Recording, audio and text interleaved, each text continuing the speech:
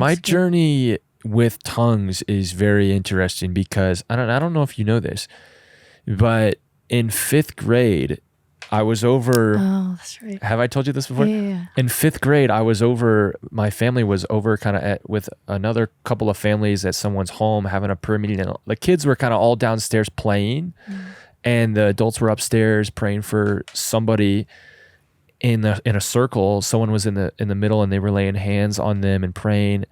And I just kind of like wandered upstairs, and I was like, "Oh, like what's going on?" Like, "Oh, let me put my hand on the person." Dang. And when I put my hand on the person, this surge of electricity went down my arm, and I started shaking, and I fell down onto the ground and started laughing and speaking in tongues. You said, when was this? How old were you? I was 5th grade. Wow, that's So praise God. I was just a little guy. I would have been probably like 11 years old. Yeah. And I knew in my head that this is tongues because I had seen it a little bit, but I didn't really know what was happening. But I remember that night going home, driving home, and laying in my bed. And I remember singing like love songs to the Lord for like an hour, just in my bed. Just I had never done that before in my life. Crazy. Wow. And it was so intimate. I felt like all of a sudden I loved Jesus so much more. And it was beautiful. And for the next probably 4 weeks, I spoke in tongues, prayed in tongues kind of frequently. But then, excuse me, I had this voice in my head that started chirping, telling me that this is not real. This is, you're making this up. This is, you are like, just like speaking gibberish. And I didn't really I didn't have any understanding of what it was. And it kind of freaked me out a little bit. And I got scared. I mean, I'm 11 years old. Yeah. I got scared and I actually asked the Lord to take it away. Yeah, it's so sad. It is sad when you actually listen, like look back at it. Ask the Lord to take it away, and it just went away. Wow. And I didn't pray in tongues for the next decade.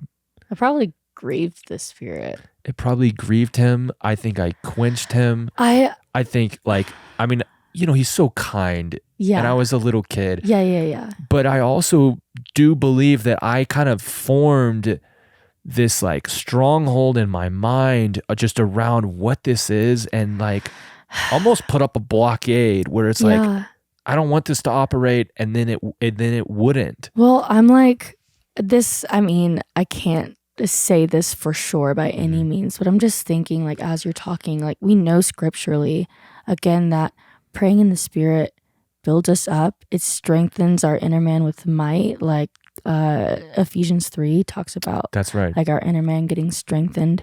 And we can go back to that later. But I'm just like, I wonder, but like, if you had kept praying in tongues, that even you had been able to withstand some of the temptations that you face, like in later years. Yeah. Because like this, like praying in the Spirit is such a weapon against temptation and like false beliefs and like stuff like that, that just brings us back into alignment.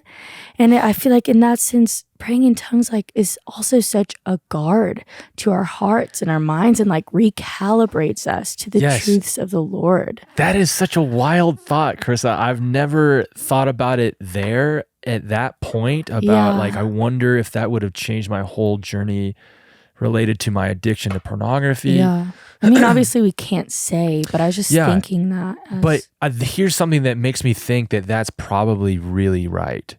Is so I come into young adulthood, I move out of my parents' house, I start thinking about that whole interaction that I had when I was a kid, wondering what that was. Wow. Was that real? That's wild. Was that like, I don't know what that was, and started reading books, reading about other people's testimonies, reading these different scriptures, trying to understand them. I remember I came across a book by a guy named Sam Storms, who is a friend of Mike Bickle, pastor in Oklahoma, but he writes a lot about the gifts of the Holy Spirit, and he shared his story. And it was something so similar about how this thing happened to him. And then he shared it with one of his friends, and one of his friends told him like how it was so unbiblical and so wrong, and it crushed him. And the gift like of tongues went away so sad. For a couple of decades. And I was like, hey, that's like kind of like, I feel like similar to what could have happened to me. And so I just began asking him again, Lord, would you unlock this? Give it to me again, whatever. And so I moved to Kansas City, go to start Bible school at IHOP, and I get there and I'm just even more provoked, and challenged, and want like everything the Lord has, and I start asking people to pray for me that I would get the gift of the Holy of tongues. And I had multiple people pray for me. I mean, the people pray for me that whole first semester, but I had 3 different people who would come up to me and pray for me, and then they would get done after like a minute or 2, and they'd be like, I just feel like you have it. Wow. And that made me, I'm like, oh my gosh, like it's got to be in there somewhere. And then finally, one of my professors prayed for me, and he laid hands on me for about 2 seconds. And then he was like, less right here and more right there. Sheesh. And then he just moved on to someone else. And that's when I kind of realized, oh my gosh, I have a stronghold in my mind that is like hindering me from being able to operate in the gift of tongues. And so, but then like 2 weeks after I found that, I realized that, it opened up. That's so good. But then that's when my journey in purity shifted. Wow. So clearly, where it became this like every day, it's like, I mean, I'm staying free from it, but it's really hard to like, it's not hard. Wow. To all of a sudden, I just like, there's this delight that I'm living in, and then like I'll go weeks and weeks without even thinking about it. Yeah. And so that connection that you made, I'm like, yeah, this is probably a huge piece